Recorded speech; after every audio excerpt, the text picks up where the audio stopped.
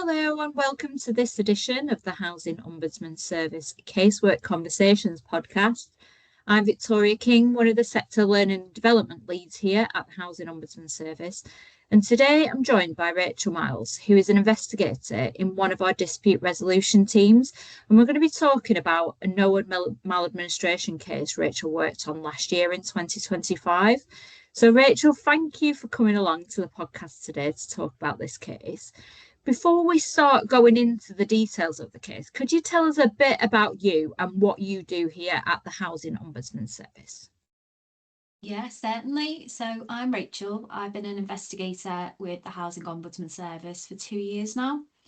I work in our dispute resolution department, and my role is to independently and impartially review complaints from residents about their landlords. So when someone feels their landlord hasn't treated them fairly or followed the right process, they can bring their complaint to us.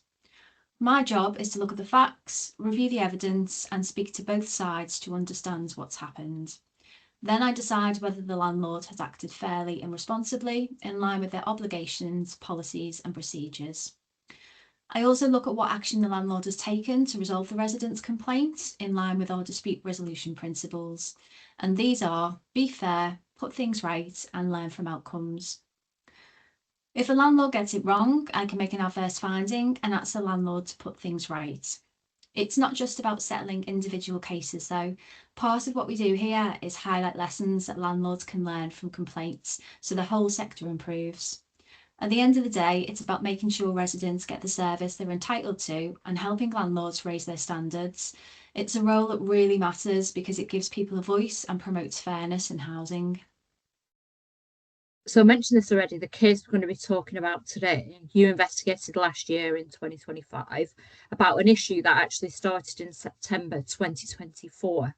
Can you tell us a little bit more about the background to the case? What was happening? What was the situation? Yeah, sure. So in this case, the resident lives in a bungalow with his wife and have been there since early 2020. He also has a cochlear implant, which is important to know because it affects how he experiences sound. In September 2024, he reported to his landlord that noise from his next door neighbour was keeping him awake at night. And the landlord opened an antisocial behaviour, or ASB, case straight away, and even suggested he use the noise app to record what he was hearing. A couple of months later, in November, the resident made a formal complaint. He told the landlord that the noise had been disturbing his sleep for over 3 months, and the app wasn't picking up low frequency sounds that he was hearing. He believed the neighbour was using a subwoofer speaker. The landlord issued its stage 1 response on the 5th of December 2024. It apologised for the distress the resident was experiencing, but said it had not found any evidence of noise coming from the neighbour's property. The resident wasn't happy with the response, and he escalated the complaint later that month. In its final complaint response, dated the 8th of January 2025, the landlord maintained it had investigated the noise issue thoroughly, but was unable to take any further action without evidence. The resident was still unhappy, and he brought the complaint to us to investigate.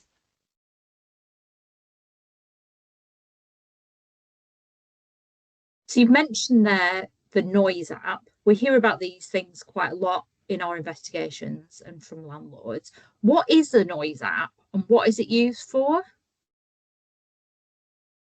So the noise app is a tool that helps residents record and report noise issues directly from their smartphone. It's designed to capture short audio clips of the noise when it happens, along with details like the time and date. This makes it easier for landlords to understand what the resident is experiencing without having to visit the property at the exact moment that the noise occurs. When landlords are investigating antisocial behaviour, the noise app can be really useful because it provides evidence that's quick to collect and easy to share. It helps to build a picture of the problem over time, which is really important for deciding what action to take. While it's not perfect, low frequency sounds can sometimes be harder to capture. It's still a practical way for residents to show what's going on and for landlords to monitor and assess complaints more effectively.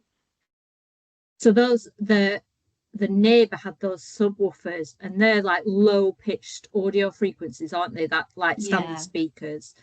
they wouldn't effectively reproduce that. So it would be like the deepest tones from like bass guitars or drums or things like that. And the subwoofers allow those speakers to make that sound more loud. So it wouldn't necessarily be picked up on the noise app.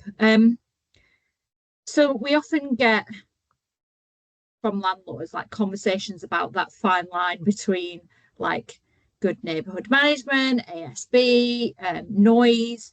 When it comes to cases of ASB, it isn't our role at the Housing Ombudsman to determine if a complaint is ASB or not. But what we do consider are the actions the landlord takes in response to a complaint following its handling of ASB. So for more details on our expectations for landlords and information on what type of incidents or reports might be considered ASB, there's some guidance on our website that will, and I'll give you the site address at the end of this podcast for that, so you can check that out if you listen to it and you want to know more. So with this case then, the issues with the noise from the neighbours started in September 2024. It went through the complaints process over the following months, and the stage 2 response was sent out on the 8th of January 2025. The outcome of the complaints process was the landlord saying it was satisfied the ASB reports had been investigated thoroughly and that it couldn't take action. The case had at that point exhausted the landlord's internal complaint process, and because the resident was still unhappy, they brought the case to us. So Rachel, you started investigating this case by looking at the landlord's ASB policy. What did that policy say? Yeah, so a landlord's ASB policy is there to set out how it deals with antisocial behaviour and noise complaints. It explains what counts as ASB, things like persistent noise, harassment, or anything that makes it hard for someone to feel safe and comfortable in their home. The policy explains how the landlord will respond when a report comes in, what steps it will take to investigate, and what kind of action it can use to resolve the problem. The idea is to make sure everyone knows what to expect. For residents, it gives clarity on what behaviour is unacceptable and how to report it. For landlords, it provides a clear process so cases are handled fairly and consistently.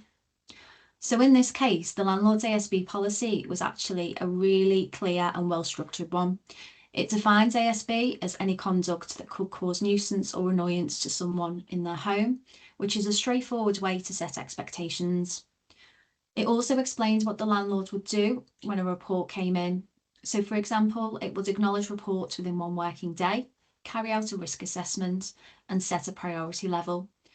Noise nuisance was classed as low priority.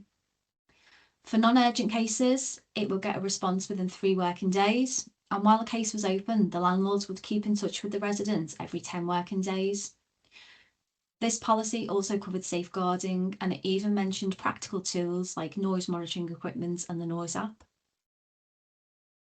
So we say that landlords have to have a published ASB policy that explains how residents can report ASB, what types of behaviours are considered ASB, and the steps the landlord will take to investigate and resolve complaints. And having an effective ASB procedure allows landlords to identify the steps it's going to take to resolve potential areas of conflict, to improve that landlord-resident relationship as well as the experience of residents in their homes. What did you find when you looked at how the landlord handled the reports from the resident and what actions the landlord took? So when I looked at how the landlord handled the residents' reports, I found that it followed its ASB policy to the letter. The landlord opened a case the same day the noise was first reported. It carried out a risk assessment and kept the resident updated regularly. It advised him to use the noise app, and when the app didn't capture those low frequency sounds that he was experiencing, the landlord went further. It sent staff members to visit the resident's home, it visited the neighbour's property, and even arranged for environmental health to install noise monitoring equipment. During the first visit to the resident's property, he told the landlord the noise was happening there and then, whilst they were present, but the landlord's staff couldn't hear the noise that he was referring to. On subsequent visits, the landlord sent different members of staff to see if their experience was any different. And although the resident was insistent that the noise was taking place during these visits, its staff members were unable to hear it. The landlord used the information it had available to it on the resident. It recognised that the resident used a cochlear implant and queried whether this could be a factor in the noise he was hearing. This demonstrated the landlord was proactively considering the resident's situation beyond what its policy set out to help him find a solution. Despite all of that, though, no evidence of noise nuisance was found. The landlord couldn't hear the noise during the visits, the recordings didn't pick anything up, and even the monitoring equipment didn't detect anything. Because of that, the landlord couldn't take formal action against the neighbour. But what stood out was how thorough the investigation was and how much support the landlord gave along the way. It made safeguarding referrals when the resident expressed extreme distress. It offered mediation, and it also involved its care and support team. Overall, the landlord acted in line with its policy. It took the residents' concerns seriously and did everything reasonable to try and resolve the issue. ASB cases, they can be really challenging because actually in practice, the options available to a landlord or the options the landlord chooses to resolve a case might not include what the resident would like as a preferred outcome. And sometimes it can become difficult to manage expectations. One of the things that landlords should be doing in ASB cases is working with other agencies, and the landlord did that in this case. Who did it work with, and why did it work with those other agencies? Okay, so yeah, the landlord didn't just work alone on this case. It involved other agencies when needed. So, for example, when the resident expressed thoughts of taking his own life, the landlord acted quickly by contacting the police, making safeguarding referrals, and bringing in its own care and support team. That showed a strong focus on the resident's well-being. It also worked with environmental health to try and get to the bottom of the noise issue. They came along and installed professional noise monitoring equipment in the resident's home for several days, but again, no evidence of noise nuisance was found. I think these steps show the landlord was willing to go beyond its own resources and collaborate with others to investigate thoroughly and keep the residents safe. It was obviously an incredibly distressing situation for the resident. What did the landlord do to consider and act on the individual circumstances of the resident and the situation? Yeah, so the alleged noise was clearly distressing to the residents. Each time he raised concerns about his personal well-being, the landlord acted quickly by contacting the police, submitting those safeguarding referrals, and involving its own in-house care and support team.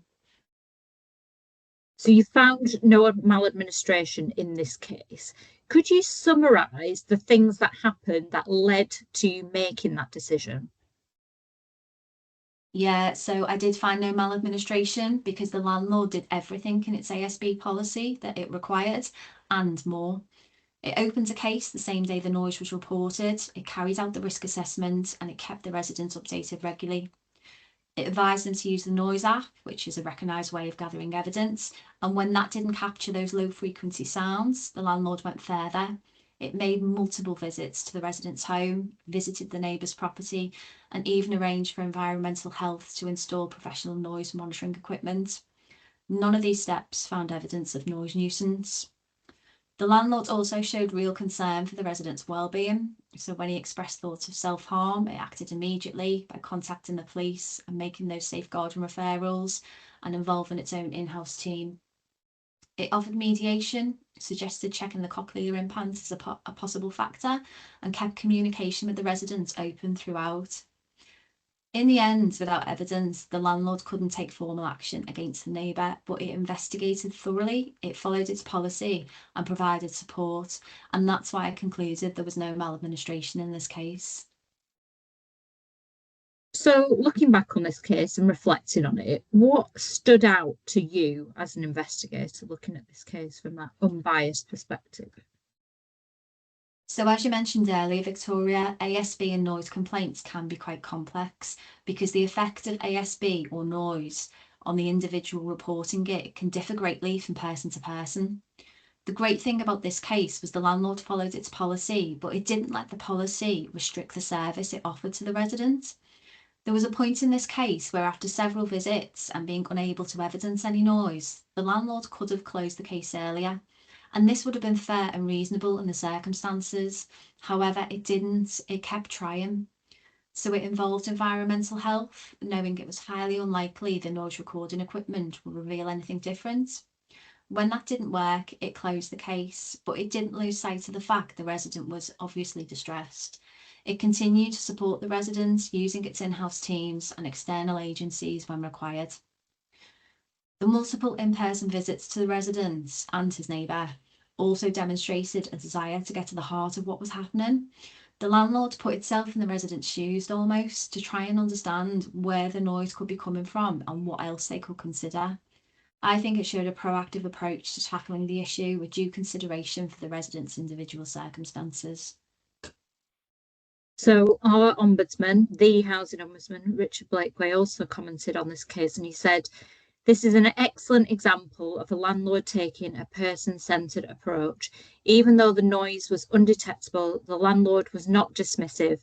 It did not lose sight of the debilitating impact the issue was having on the resident, providing a tailored and timely service." So on that note, that brings us to the end of this Casework Conversations podcast. Thank you so much for your time today, Rachel, and thank you to those who have listened to this podcast. I said earlier, we've got some guidance on our website. You can find all of that, plus more of our decisions at www.housing-ombudsman.org.uk. And if you're a member landlord of the Housing Ombudsman Scheme, you also get exclusive access of our Centre for Learning Landlord Hub, details of which you can also find on the website. So thank you very much, Rachel. See you soon. Thank you. Bye.